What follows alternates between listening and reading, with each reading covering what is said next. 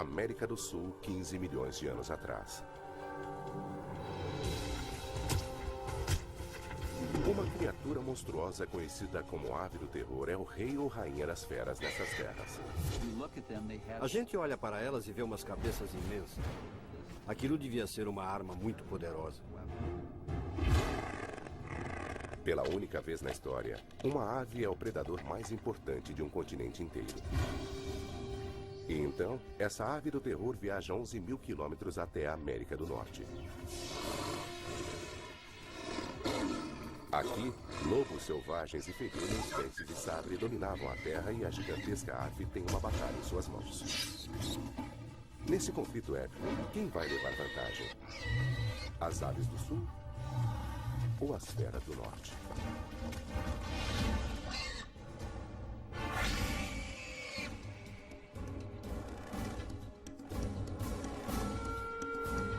Predadores pré-históricos, aves do terror.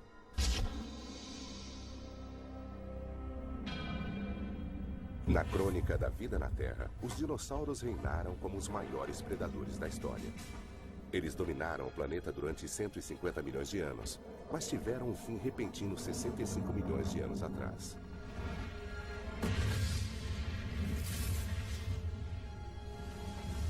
Muitos acreditam que um asteroide ou um cometa tenha destruído os dinossauros completamente. Depois que eles desapareceram, o cargo de predador máximo ficou vago. Os mamíferos se tornariam grandes predadores no resto do planeta, mas na América do Sul as coisas ficaram diferentes.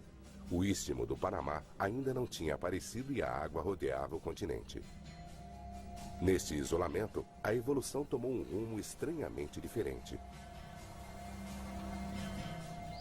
O continente era uma ilha gigantesca adornada com savanas abertas e limitada por florestas.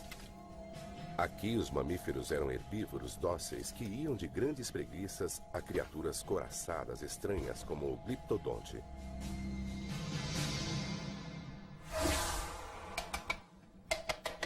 Nesse cenário, o papel do predador máximo foi para uma família de aves monstruosas e extravagantes. Hoje nós as chamamos de aves do terror e estiveram no domínio durante 58 milhões de anos. Se olharmos para a cabeça, ela é enorme como em todas as aves do terror. Essa ave era capaz de atacar com tal força que, ao atingir a presa, ela possivelmente conseguia matá-la quase que instantaneamente. Como aves podem ter alcançado tamanho poder? Prova da verdadeira natureza dessas feras enigmáticas é encontrada primeiramente em depósitos de fósseis e mais tarde em laboratórios científicos. Mas a família da ave do terror permanece ainda um grande mistério. O registro fóssil nos oferece relutantemente pistas para uma investigação ainda em andamento que teve início há mais de 120 anos. Era o ano de 1887. O paleontólogo Florentino Ameghino escreveu sobre um fóssil desenterrado na região da Patagônia, na Argentina. Ele fazia parte de uma maxila sem dentes estranha de um crânio que talvez tivesse 60 centímetros de comprimento. Se é grande assim, pensou Ameghino, então deve pertencer a um mamífero. Com o tempo, com mais descobertas e mais estudos, ele se deu conta de que tinha cometido um engano. Os cientistas levaram mais 4 anos para identificar os grandes predadores como aves. As pistas-chave estavam no centro dos próprios ossos fossilizados. Dr. Luiz Chiappe é um dos especialistas mais importantes do mundo nessas criaturas. Ele estuda as aves do terror no Museu de História Natural de Los Angeles.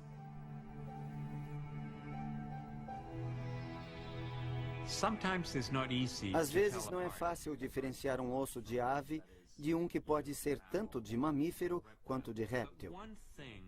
Mas uma coisa que em geral é bastante consistente é que os ossos das aves são ocos e têm paredes finas comparadas com as dos ossos dos mamíferos e répteis.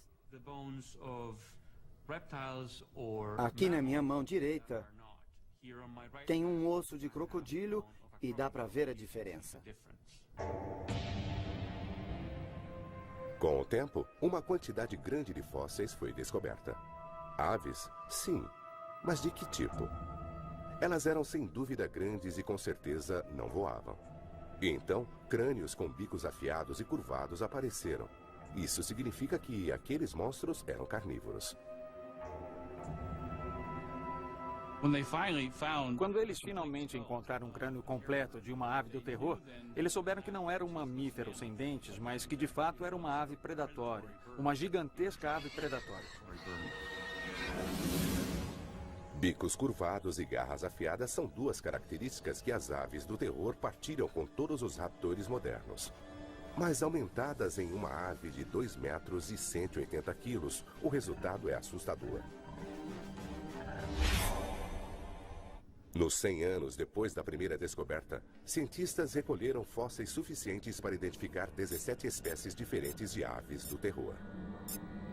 Elas variavam largamente em tamanho e viveram em diferentes épocas durante um período de cerca de 60 milhões de anos. Mas em 2005, o inesperado aconteceu. Surgiu na Argentina o que parecia ser uma ave do terror completamente nova.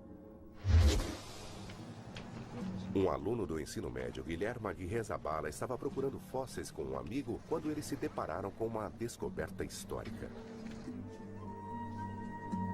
Guilherme, hoje estudante de paleontologia em Buenos Aires, interessava-se por fósseis desde que era menino.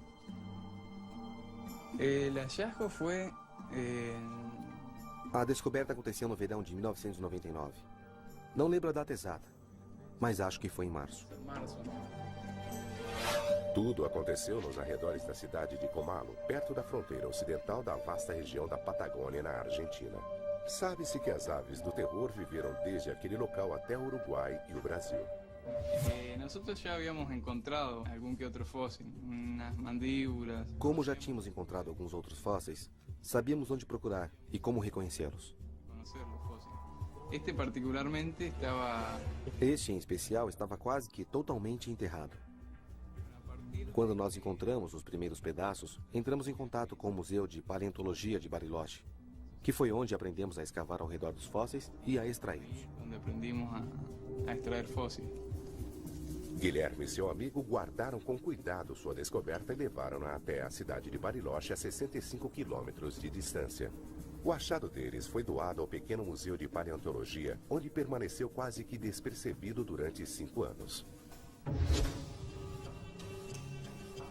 Quando Luiz Chiappe ficou sabendo da descoberta, liderou uma equipe internacional para determinar o lugar da nova espécie na família de aves do terror. Ele descobriu que era uma espécie completamente nova.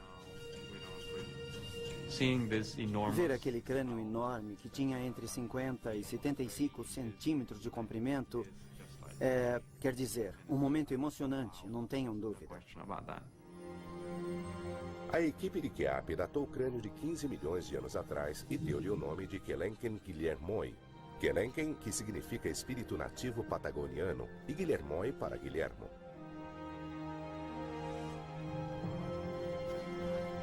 O Quelenquen foi uma descoberta espetacular. Era uma espécie nova com uma cabeça diferente de todas as aves da história.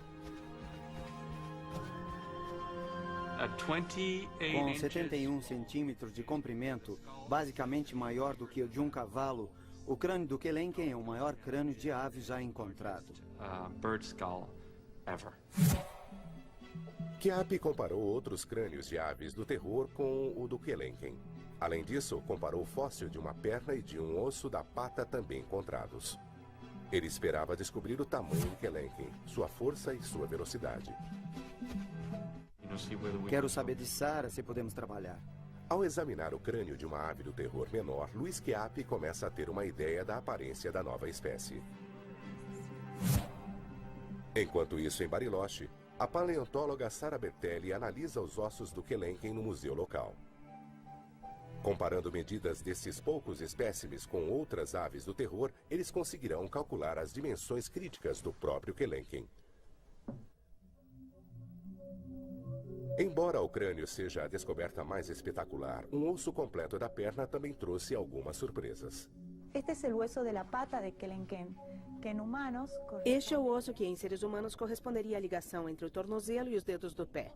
hasta os dedos del pie. As proporções do osso da perna são inesperadamente reduzidas para tamanha ave. Algumas outras espécies grandes de aves do terror têm uma estrutura densa e acredita-se que tenham sido predadores lentos. O Kelenken com esses ossos é diferente.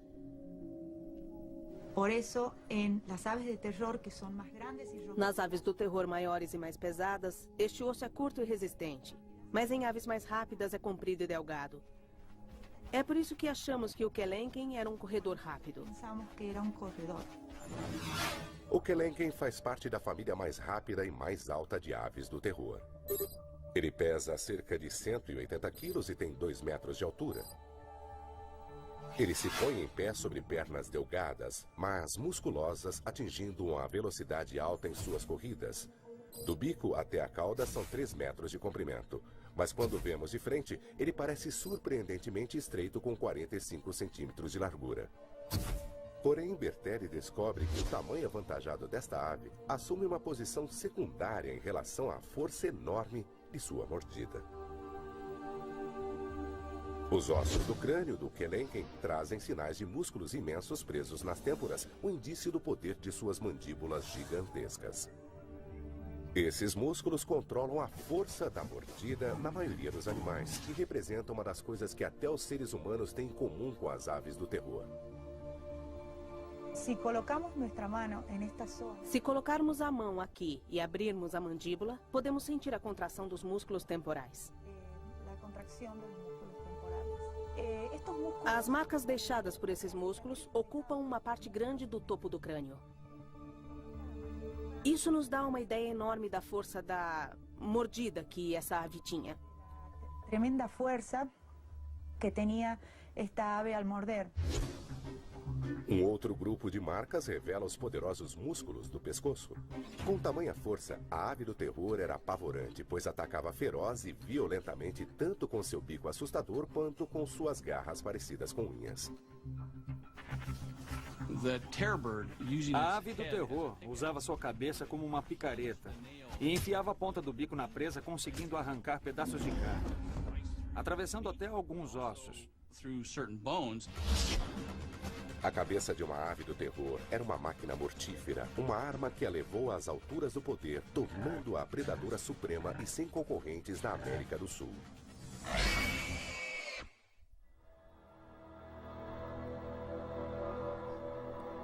A cabeça da ave do terror Kelenken está levando a uma nova pesquisa sobre esses extraordinários predadores. Os fósseis de crânios da família das aves do terror são provas de seu uso como armas para ataques rápidos e eficientes.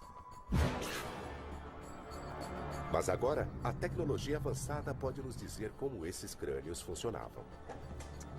Muito bem, vai ser emocionante. Nos Estados Unidos, 2 cientistas se preparam para usar um tomógrafo médico para investigar a estrutura interna dos crânios das aves do terror. Larry Whitmer é professor de anatomia na Universidade de Ohio. Ele está recebendo Bob Chandler, especialista em aves do terror da Universidade Estadual da Geórgia. O que vamos fazer agora? Vamos alinhá-lo aqui para que possamos centralizá-lo e enquadrá-lo com o raio de luz do raio-x. Vamos depois focalizar o laser aqui em cima e vai dar certo. O processo, que dura menos de 1 minuto, pega o crânio de uma ave do terror e o vira do avesso. Mas a imagem que ele produz vai fornecer pistas sobre a natureza e comportamento daquelas aves enquanto elas viveram e caçaram.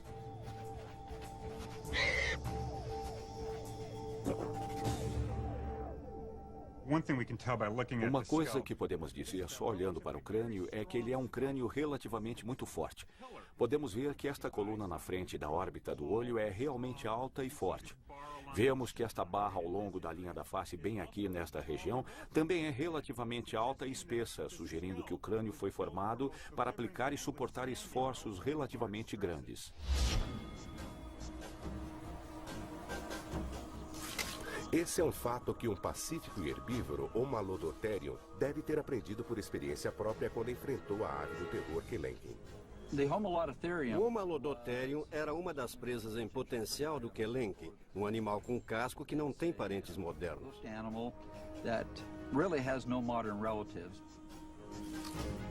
Andando devagar, o Malodotterium com 275 quilos era 50% mais pesado que o Kelenken. A caça dele exigia uma estratégia específica.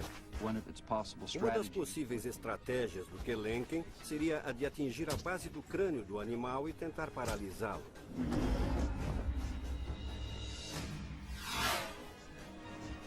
Depois que a presa estava dominada, o bico da ave do terror começava a estraçalhar a carne, um comportamento conhecido entre as aves de rapina ainda hoje. Eu sei. Joe Camp é treinador de animais no sul da Califórnia. Usando um falcão dos dias de hoje, ele demonstra como o bico em forma de gancho afiado é uma ferramenta indispensável para qualquer ave de rapina viva ou extinta. Ele nos dá uma ideia razoável de como o bico funciona. Basicamente, a gente vê que o gancho entra na carne.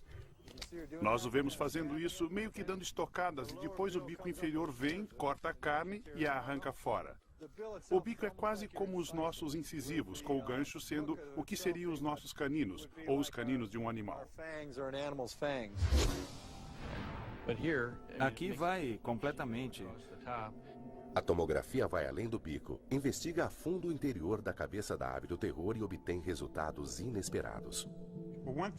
Uma coisa que a tomografia mostrou foi realmente uma surpresa. Se olharmos no interior por aqui, vemos que dentro do bico existe uma cavidade oca enorme. Isto foi completamente inesperado. Ela é completamente oca, e isto levantou uma questão. Por que será que elas tinham esta estrutura completamente oca? Uma coisa que acho que acontecia é que este bico oco era uma estrutura ressonante. Eles podem ter sido usados para movimentos de mandíbula e fazer um barulho que ressoavam por dentro deste grande espaço oco.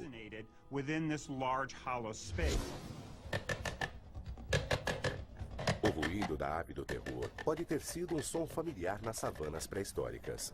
Mas qual era a sua finalidade? Um chamado para o acasalamento? Um sinal de alarme? A tomografia não consegue responder essas questões, mas consegue nos mostrar como as aves do terror conseguiam ouvir bem esses sons.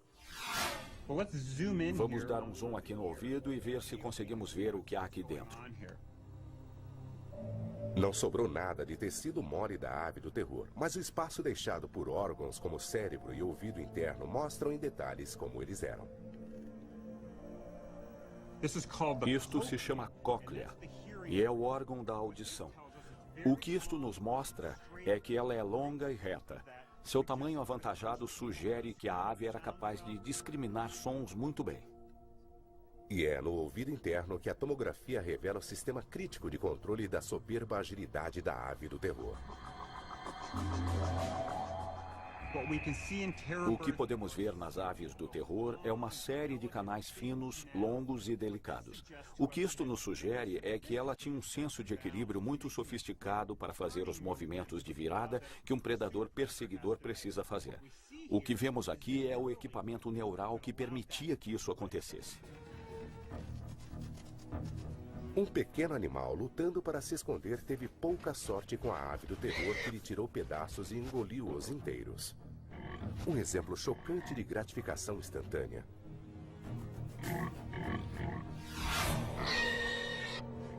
Se isto fazia parte do comportamento das aves do terror, elas talvez também cuspissem fora bolotas de pelos e ossos indigestos como fazem hoje as aves predadoras. Se as imagens geradas por computador de seus canais do ouvido podem nos dizer que as aves do terror eram caçadores tão competentes, o que podemos aprender com as mesmas imagens de seu cérebro? Além de ser maior que os outros animais, o cérebro era todo estruturado para a visão. Lóbulos ópticos grandes, além de centros cerebrais poderosos e expandidos, funcionam junto para receber e processar o que a ave do terror vê. Tudo essencial para localizar e atacar a presa. Há também a surpreendente falta de um bulbo olfativo de bom tamanho, o que significa que ela não fazia muito uso do faro. Isso sugere fortemente que ela era uma predadora altamente ativa ao invés de carniceira. Alguns carnívoros grandes, como os ursos, por exemplo, também são carniceiros e contam com seu sentido do olfato para encontrar vítimas mortas. A tomografia nos diz que as aves do terror não faziam parte desse clube. Este animal claramente não fazia uso do sentido do olfato. O que vemos aqui é o cérebro de um predador. O que será que passava por este cérebro quando a ave do terror encontrava uma presa como um gliptodonte? O gliptodonte é um dos mamíferos mais característicos da América do Sul. Tinha esta armadura corporal óssea sólida. Esse animal, que viveu na época do Kelenken, pesava cerca de 90 quilos. É completamente coberto com a armadura nas costas e que também circundava a cauda e o topo da cabeça. Estamos falando de um animal que seria muito difícil de ser morto, simplesmente por causa daquela armadura óssea que talvez tivesse 2,5 cm de espessura. É aqui que entra em ação a capacidade cerebral da ave do terror. Agora, apesar de termos aquela piada que diz que o cérebro das aves é pequeno, este cérebro é, na verdade, relativamente grande, e estes centros mais altos aqui são os córtex cerebrais. O que podemos ver nesta ave do terror é que os cérebros são expandidos. Isso significa que esses animais, na verdade, tinham capacidade de lidar com coisas diferentes e com problemas em seu meio ambiente. Este era um animal que conseguia resolver problemas. E o gliptodonte provido de uma armadura sólida era definitivamente um problema. Eu vejo o Kelenken meio que rodeando este gliptodonte e tentando descobrir como pegá-lo. Vai analisando, checando e estudando. Finalmente, depois de rodear o gliptodonte por um tempo razoável, acho que a ave do terror pode ter descoberto que se ela puser seu pé embaixo da borda da carapaça do animal, ele pode virar e ficar de pernas para o ar, expondo sua barriga macia.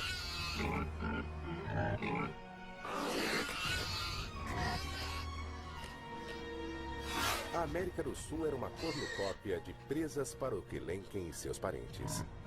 Sendo um predador ativo, uma ave do terror de 200 quilos tinha de comer entre 10 e 15 quilos de comida por dia, e o continente isolado fornecia isso. Para aquelas aves, era um provável jardim do Éden.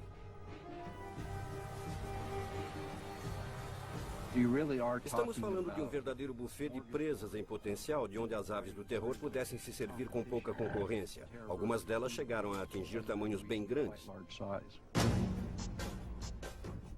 Mas nada é para sempre. O nosso planeta está constantemente em mudança, e para as aves do terror, o paraíso do isolamento começaria a desmoronar com os rugidos de um vulcão.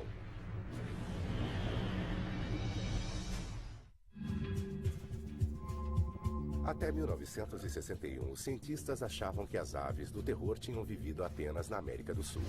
Mas um pedaço de perna e uma parte de um dedo do pé levantaram uma possibilidade nova e intrigante. Quando o Titânis foi encontrado na América do Norte, ninguém acreditou. Achava-se que era outra coisa. Este vídeo mostra cientistas trabalhando embaixo d'água no Rio Santa Fé, na Flórida, no exato local onde eles encontraram fragmentos de uma criatura identificada como Titanis valeri, a primeira e única ave do terror conhecida na América do Norte.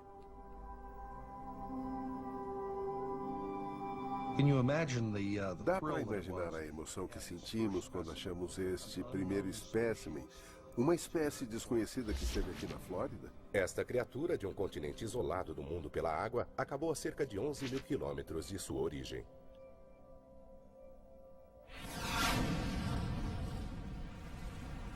Sua estrada foi pavimentada pela lava e cinza dos vulcões da Terra.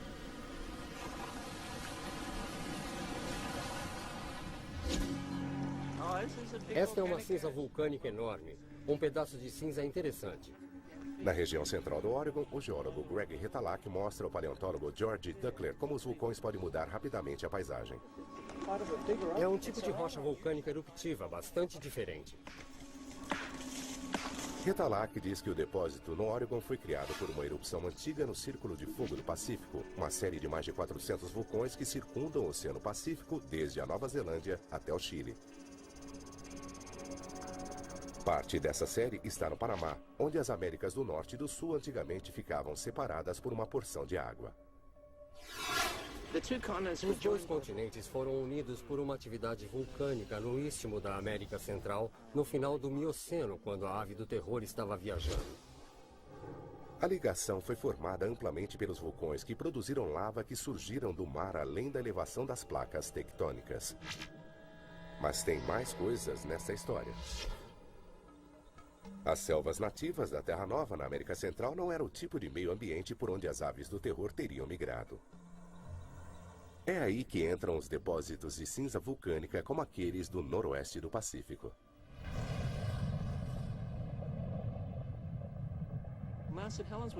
A erupção do Monte St. Helens foi uma desse tipo, mas ela só criou cerca de 1 metro de cinza.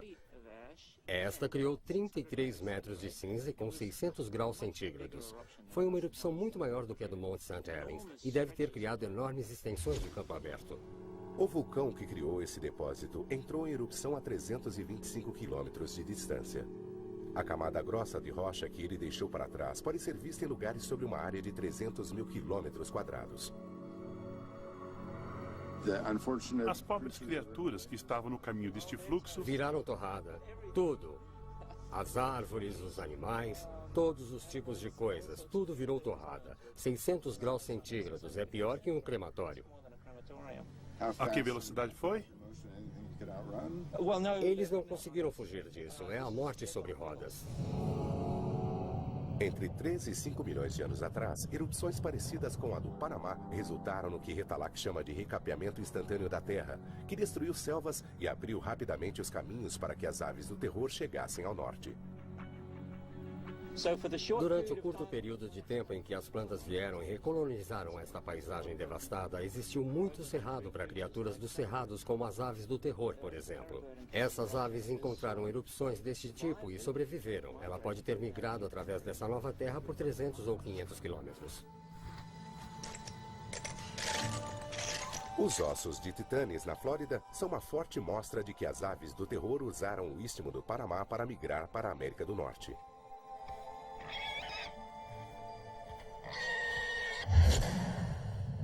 Quando os vulcões preencheram o espaço entre os dois continentes, a ponte de terra resultante tornou a migração possível. As aves se espalharam pelas savanas conhecidas, agora acessíveis por meio do novo itinerário. Acho que as aves do terror são como muitas outras espécies que, caso o habitat esteja disponível, elas vão ocupá-lo o mais rápido possível. Desde a descoberta em 1961, apenas um punhado de fósseis de aves do terror norte-americanas foram encontrados. Atualmente existem 42 espécimens de titanes na América do Norte. 41 desses espécimens residem aqui no Museu de História Natural da Flórida. Sem um crânio ou qualquer outro fóssil grande, é quase impossível para os especialistas montar uma imagem completa da ave do terror norte-americana. Tudo o que eles têm para trabalhar são fragmentos insuficientes de ossos. Irv Quittmeyer calculou as dimensões-chave para o titanes através da comparação das proporções dos ossos de outras espécies de aves do terror. Por exemplo, ele usou o fragmento da base da perna do titanes para descobrir a extensão total do osso. Quando examinamos este osso, vemos que ele é bastante largo e tal base deve ter sustentado uma haste longa de osso e uma ave alta. A maneira como isso devia funcionar pode ser ilustrada por essas bolas de argila e réguas. Em uma base pequena, isso aqui poderia cair. Então ele precisava de uma base grande para manter tudo no lugar e com uma menor aqui. Então, uma base grande, uma haste longa de osso, uma ave alta. Uma menor com uma haste menor, uma ave menor. O jogo de números de Quittmeyer envolvia a comparação de dimensões de 16 espécies de aves do terror. Ele até investigou a siriema da América do Sul, o parente vivo mais próximo daquela ave. Os cálculos forneceram as dimensões críticas necessárias para construir um esqueleto de metal espetacular de um titanes para o Museu da Flórida. Uma imagem completa da ave do terror.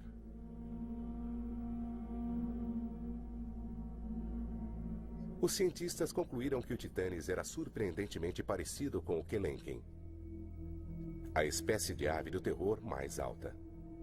Mas o titanes era cerca de 20% mais baixo. O tamanho reduzido pode tê-lo tornado mais rápido e mais ágil. As aves do terror que vieram para o norte fizeram parte do grande intercâmbio americano, uma imensa troca de espécies entre as Américas do Norte e do Sul através do Panamá. A ave do terror precisava de sua velocidade para a nova presa que ele encontraria. Caçar um cavalo veloz deve ter sido um desafio para o Titanes. As aves corredoras mais rápidas atualmente são os avestruzes. Parecidas em forma e tamanho, os avestruzes nos oferecem uma maneira de descobrir como as aves do terror corriam. Algumas aves do terror se parecem muito em termos de proporção dos membros com um avestruz. Por isso não erraríamos se reconstituíssemos a locomoção de uma, tendo como parâmetro a de um avestruz. Já que avestruzes conseguem correr a 50, 60 quilômetros com facilidade, não são fáceis de serem capturados para uma demonstração de sua técnica. Então, o biólogo Kevin Middleton convidou o ginasta Henry Holloway para ir ao campus da Universidade da Califórnia, em São Bernardino, para explicar como as criaturas como os avestruzes ou aves do terror conseguem correr tão depressa. Holloway vai mostrar como pernas humanas conseguem funcionar como pernas de avestruz com a ajuda de um equipamento especial. São pernas de pau. Esta é uma estrutura de alumínio, com uma mola de folha de fibra de carbono que vai devolver a força que você aplicar. As pernas vão permitir que Henry corra como um avestruz imitando os tendões longos e flexíveis nas pernas das aves. Mas a anatomia dos ossos também faz parte da equação. Este é o osso da coxa, o joelho, a tíbia e o pé. Em uma ave, o pé seria muito mais comprido. Uma ave corre apoiada nos dedos da pata. Uma pata mais comprida é importante porque dá efeito alavanca maior para os músculos e permite passadas mais largas. Os joelhos visivelmente invertidos em uma ave que corre depressa são, na verdade, os tornozelos do animal. É uma ilustração dramática do comprimento dos ossos dos pés e quanta potência eles fornecem. Vamos lá. Para Henry Holloway, as pernas mecânicas altamente tecnológicas essencialmente alongam seus pés humanos curtos, dando-lhe a capacidade de correr como uma ave do terror. Vai!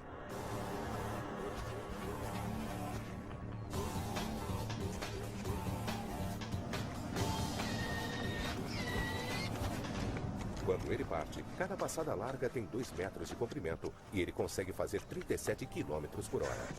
As aves do terror, com pernas e músculos maiores, tinham passadas de 3 metros e provavelmente conseguiam fazer 65, o mesmo que os avestruzes fazem hoje.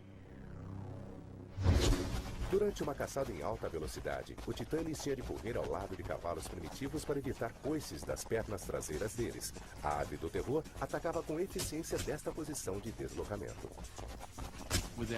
Um golpe forte do bico em forma de picareta na parte traseira do pescoço provocava um ferimento grave, que fazia com que o animal sangrasse até a sua liquidação final.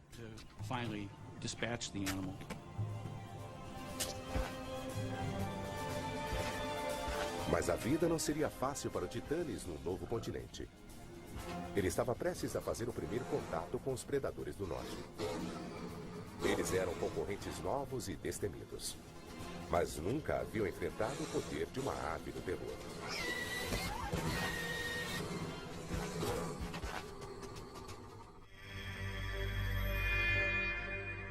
Por volta de 5 milhões de anos atrás, onde hoje é a parte sudeste dos Estados Unidos, um recém-chegado misterioso da América do Sul se alimenta de um cavalo primitivo. A ave do terror era a predadora máxima em seu antigo lar, mas aqui na América do Norte, ela enfrenta a concorrência de criaturas que ela nunca tinha visto antes. Na mesma época em que o Titanes estava aqui na América do Norte, havia também um pequeno lobo conhecido como lobo Edwards, ou Canis eduardi, que era menor do que os lobos cinzentos atuais, mas eram maiores do que um coiote. Caçando em bandos, os lobos surgiam para roubar as presas das aves do terror. Mas este era um desafiante que elas nunca tinham visto. Eles dependiam do instinto e se disseminaram. Esta é uma batalha pela atenção. Quem consegue desviar a atenção do outro combatente? Para que direção e durante quanto tempo? Se você se distrai por tempo suficiente para ter de lutar contra o lobo, não vai querer gastar sua energia tentando manter outros lobos afastados. Sabe-se que os lobos modernos vencem suas presas pelo cansaço, e seus primos pré-históricos provavelmente faziam o mesmo. Acho que provavelmente o momento decisivo era quando o Titanes achava que sua vida estava em perigo. Quando a ave do terror percebe que está em menor número em nível estratégico, ela provavelmente não vai consumir energia naquela carcaça. Provavelmente vai desviar a sua energia para outra coisa. A situação é crítica para o Titanes. Conforme os lobos se aproximam, sua atenção se volta para a fuga. Nenhum dos lados consegue aguentar o embate, e uma troca rápida será decisiva. Fazendo um sacrifício voluntário, os lobos levam vantagem.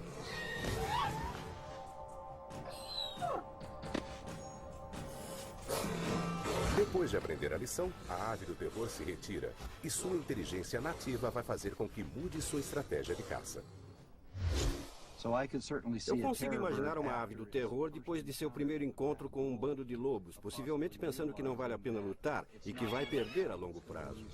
Acaba então dando início a um comportamento de fuga, pois que se ela mata alguma coisa, os lobos vão aparecer, e ela provavelmente terá de abrir mão da caça para não arriscar a se tornar uma refeição dos lobos também. Os predadores também eram um perigo para os ovos das aves do terror. Os cientistas acreditam que eles eram parecidos com ovos de avestruz que são comidos por predadores modernos. No mundo atual, predadores são capazes de espantar os avestruzes para longe de seus ovos. Predadores pré-históricos, entretanto, talvez tivessem de esperar até que o ninho da ave do terror ficasse desprotegido. Se os ovos dessas aves eram iguais aos dos avestruzes, qual seria a sua resistência? Para testar essa hipótese, colocamos uma tábua de madeira sobre um ovo de avestruz e acrescentamos pesos de ferro com 10 quilos cada sobre ela. A tábua concentra todo o peso em um ponto da casca, mas mesmo com essa tensão, o ovo suportou 80 quilos antes de finalmente quebrar-se. Porém, a resistência é ilusória, uma vez que um ovo se quebra facilmente se cair de uma altura de 60 centímetros. Um ovo batendo contra o outro também se quebra. Um lobo Edwards talvez precisasse de apenas um pouco de persistência para quebrar o ovo de uma ave do terror e obter a refeição saborosa guardada ali dentro. Mas o Titanes também enfrentou outros predadores na América do Norte. Entre os mais perigosos estava o Smilodon gracilis, um ancestral menor dos gigantescos felinos dentes de sabre que surgiram na época seguinte. Um encontro entre guepardos e avestruzes pode refletir a maneira como os felinos antigos escapavam das aves do terror adultas. Seus filhotes, por outro lado, já era outra história. Eu consigo visualizar uma ave do terror fêmea com seus filhotes passeando. Um dos filhotes se afasta do grupo. Um felino dente de sabre salta, o agarra e janta um filhote da ave. Não tão depressa. A mamãe ave do terror entra em ação. Se o felino dente de sabre não conseguir escapar, a ave vai assumir uma postura ofensiva e vai usar suas garras para atacar o peito do animal. Mas aqui a ave do terror tem armas melhores. Ela ataca com sua cabeça gigantesca várias vezes. O felino é morto, mas é tarde demais para salvar o desafortunado filhote que jaz ali perto com o pescoço quebrado.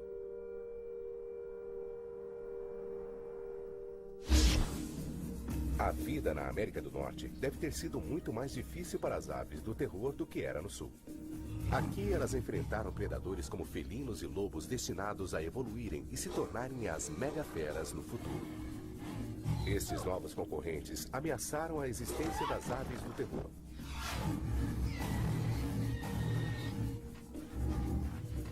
O Titanes, como espécie, corre perigo mortal.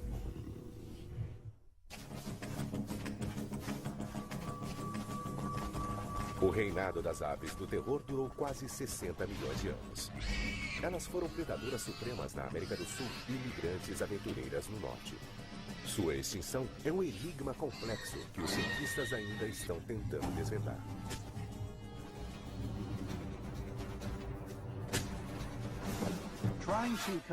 É muito difícil tentar dar uma boa explicação para a extinção de um grupo qualquer de animais. Um fator pode ser o grande intercâmbio americano. A mistura de espécies migrando entre as Américas do Norte e Sul, tornando a vida das aves do terror mais difícil. Uma das coisas que podemos analisar é a falta de competição com outros predadores e o fato de que quando você começa a ver predadores norte-americanos, cães e felinos, etc., surge um aumento na concorrência pelo suprimento de comida. 2 milhões de anos atrás, as aves do terror na América do Norte e do Sul podem ter sofrido uma pressão muito grande para conseguir comida, quando os felinos de dente de sabre começaram a partilhar o seu território. A pressão dos predadores e adversários podem ser 2 fatores para a extinção das aves do terror, mas existe um fator ainda maior. Na minha opinião, aquelas aves não foram superadas por predadores mamalianos. Na verdade, houve uma mudança climática global. 2 milhões de anos atrás, a Terra entrou em uma série de eras do gelo. As geleiras do norte seguraram a água do oceano em forma de gelo. O nível dos oceanos baixou e isso fez com que o nível dos lençóis freáticos também baixasse em lugares como a Flórida, onde o Titânis vivia. A paisagem secou. Vai haver muito mais vegetação seca e isso afeta a disponibilidade de alimento para as presas. Então vamos ter uma mudança nos números e na variedade de animais que servem de alimento para o Titânis. É uma espécie de efeito dominó, com a mudança no clima liderando a extinção consequente do Titânis. Na América do Sul, os Andes continuaram a se expandir para cima como vinham fazendo há milhões de anos, bloqueando o índice pluviométrico. Com o decorrer do tempo, as savanas ao seu leste se tornaram estepes mais secas, destituindo mais adiante o habitat das aves do terror. Meio ambiente, predação, competição. Estes são suspeitos no mistério das aves do terror e o motivo pelo qual seu longo reinado chegou ao fim. Seria apenas um ou uma combinação de todos os 3?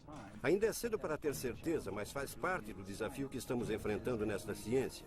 Conforme desenvolvemos nosso conhecimento sobre esses animais e os compreendemos um pouco melhor. Podemos até chegar à questão principal, que é saber por que eles não estão mais entre nós.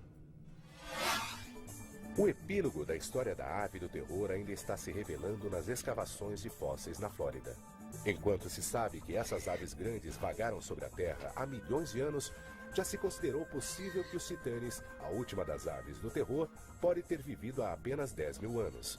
Isso significa que ele pode ter tido contato com seres humanos. Não vimos nenhum fragmento de titanes. Provavelmente não é o meio ambiente certo para essa espécie. É o tempo certo, a era certa, mas não é o meio ambiente certo. Os cientistas Richard Albert e Bruce McFadden conduzem uma escavação em uma depressão pantanosa, onde os sedimentos guardam fósseis do grande intercâmbio americano. Era importante solucionar o enigma da linha do tempo do Titânis. Seres humanos na mesma região que as aves do terror podem tê-las caçado até sua extinção. Se o Titânis viveu até cerca de 10 mil anos atrás, uma explicação possível para a razão dessas aves terem sido extintas foram as influências humanas. Pois está bem claro que naquela época os seres humanos estavam se espalhando por toda a América do Norte. O problema era esse. Em terra firme, os fósseis são encontrados em camadas sedimentares. A posição das camadas normalmente corresponde à data do fóssil. Mas os fósseis de titanes foram encontrados embaixo d'água, onde o rio Santa Fé os tinha transportado. De onde vieram esses fósseis? Por que eles são encontrados como fósseis de indivíduos distintos no meio de um riacho e não presos em sedimentos no terreno pantanoso? Mergulhadores encontraram fragmentos de titanes misturados com ossos de animais que viveram há 10 mil anos. Então, que idade eles têm na verdade? Bruce McFadden resolveu este mistério através das assinaturas de minerais nos fósseis. Ele comparou os ossos de titanes com os ossos de espécimes muito recentes e outros que, se sabe, viveram há 2 milhões de anos. Quando os ossos se tornam fósseis, eles absorvem minerais dos lençóis freáticos locais. E esses minerais são característicos de cada período de tempo. Assim, os fósseis que são formados em diferentes épocas têm sinais químicos diferentes.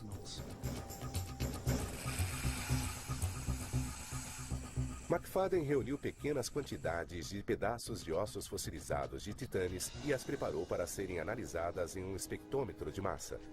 O resultado lhe deu um perfil claro dos elementos químicos nos ossos das aves do terror, uma prova conclusiva de que elas viveram muito antes do homem antigo ter chegado à América do Norte.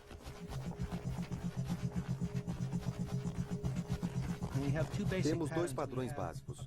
Temos um padrão para os ossos muito recentes, que tem cerca de 15 mil anos de idade. E depois outro padrão de osso que está aqui, que representa animais com 2 milhões de anos.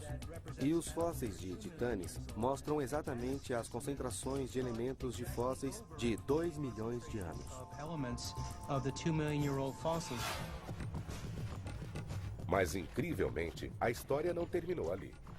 A ave do terror tinha mais a nos contar sobre sua sobrevivência no norte. McFadden também descobriu que um fóssil de titanes do Texas não tinha 2 milhões, mas 5 milhões de anos. Isso significa que a ave do terror permaneceu pelo menos 3 milhões de anos na América do Norte, uma permanência duradoura para qualquer espécie.